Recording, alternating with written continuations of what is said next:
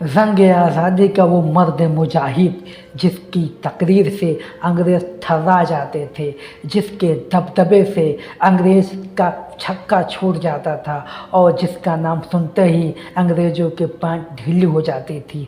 जंग आज़ादी का वो हीरो, वो मुजाहिद इस्लाम, उसने जंग आज़ादी में अपनी जान ही नहीं गंवाई बल्कि मजहब इस्लाम की खिदमत भी की है। दोस्तों, मैं बात करने जा रहा हूँ हज़रत अल्लामा किफ़ायत अली काफ़ी मुरादाबादी की, जिनके रौब और दबदबे इतना था कि हर हिंदुस्तानी के दिल के अंदर हिंदुस्तान के लिए जान देने की तमन्ना रहती थी, शहादत को तस्लीम करने की ख्वाहिश रहती थी। ऐसी तकरीर करते थे, ऐसा जज्बा पैदा कर देते थे कि अंग्रेज़ों से लड़ने के लिए, उनका सर काटने के लिए और अपना सर तन से जुदा करवाने के लिए। दोस्तों, जब ऐसी तकरीर अंग्रेज़ों के आला अधिकारियों के पास पहुंची, उसको पता चला कि ऐसी तहरीर कौन चला रहा है, ऐसी तकरीर कौन चला रहा है, ऐसा कौन मर्द है जो आज हमको ललकार रहा है, हमारे खिलाफ विरोध प्रदर्शन कर रहा है, तो पता चला किफ़ायत अली काफ़ी मुरादाबादी का एक मर्द मुजाहिद है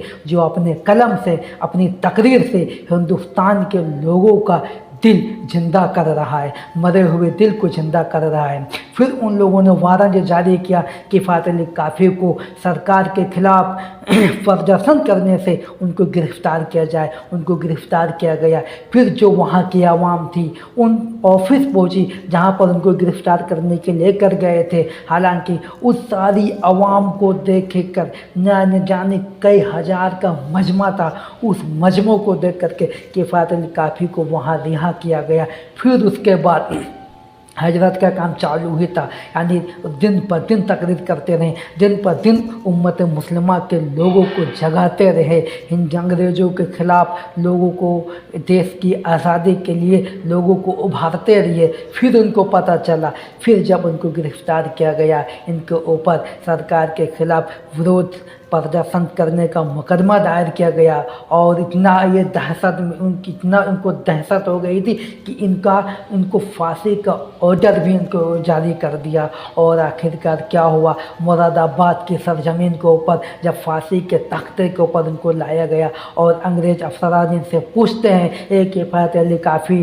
तुम्हारी आखिरी ख्वाहिश क्या है, बताइए, हम तुम्हारी आखिरी ख्वाहिश को पूरा करेंगे। तो किफ़ायत अली काफ़ी फांसी के तख्ते के सामने एक कलम मांगते हैं और काफ़ी मांगते हैं, एक शायराना अंदाज में नाते पाक लिखते हैं। यहाँ तक कि इमाम अहमद रजा फ़ाज़िल बरेली रहमतुल्लाह अलैह कहते हैं, ए लोगों, मैं नात पाक की सिर्फ दो लोगों को पसंद करता हूँ, यानी दो ऐसे अशार हैं मेरी नज़र में, वक्त का मुजद्दिद इस्लाम, वक्त का मुजाहिद इमाम अहमद रजा, जो इमाम हज़रत अल्लामा मौलाना किफ़ायत अली काफ़ी की तारीफ़ कर रहा है कि नात मनक़बत में इतने बड़े शायर थे कि ऐसा नहीं अल्फाज ये खुद लिखते थे, बल्कि ऐसा था कि अल्फाज जो ये बोलते थे कि गैप से इनके आवाज़ आ रही है कि ये खुद बुलवाया जा रहा है इनसे। तो फांसी के तख्ते के ऊपर जब इनसे पूछा गया, ए किफ़ायत अली काफ़ी, तुम्हारी कोई ख्वाहिश है, ज़रा बताइए, तो किफ़ायत अली काफ़ी ने कहा, मुझे कलम दीजिए,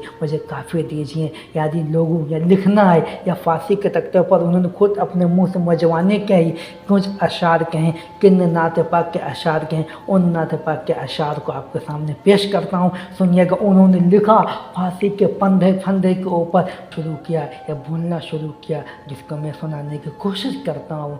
कोई गुल बाकी रहेगा न चमन रह जाएगा, पर रसूलुल्लाह का दीन हसन रह जाएगा। हम सफ़ेरो बाग में है कोई दम का चहचहा, बुलबुले उड़ जाएंगे सूना चमन रह जाएगा, बुलबुले उड़ जाएंगे सूना चमन रह जाएगा। अतलफ़ो कम ख्वाब की पोशाक पर नाज़ा न हो, इस तने बेजान पर खाकी कपन रह जाएगा। नाम शाहान ज़माना, नाम शाहान जहाँ मिट जाएंगे लेकिन यहाँ, हश्र तक नाम व निशान पंजतन रह जाएगा।